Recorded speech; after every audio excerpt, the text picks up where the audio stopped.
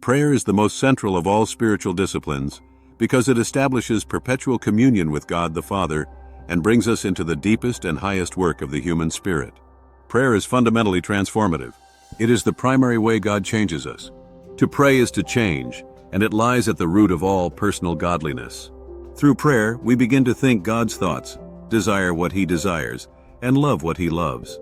God reveals our shortcomings and sets us free through prayer. Learning to pray is essential. The disciples themselves asked Jesus to teach them to pray. Effective prayer is a learning process that involves questioning, experimenting, and seeking guidance from Scripture and experienced individuals. Effective prayer for others often involves knowing God's will.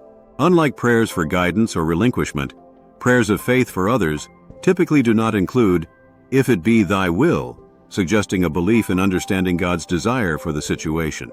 Listening to God is a crucial aspect of prayer, especially intercession.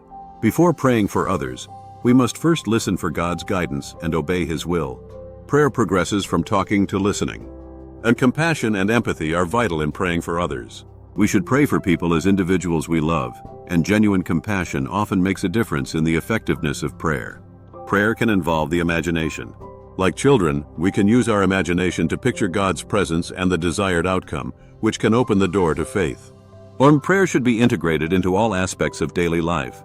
It is not just an addition to our activities, but something that should precede, enfold, and follow all our work.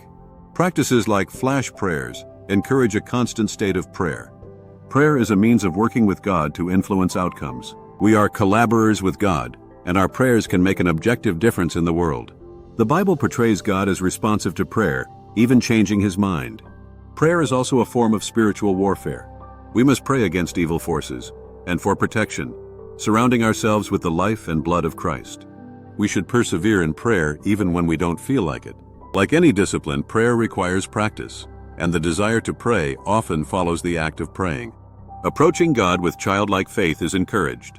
Jesus taught us to come to God with the openness, honesty, and trust of children, bringing even our simplest needs to His attention.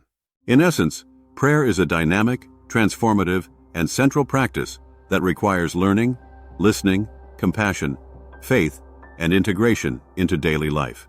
It is presented as a powerful means of connecting with God, influencing the world, and growing in personal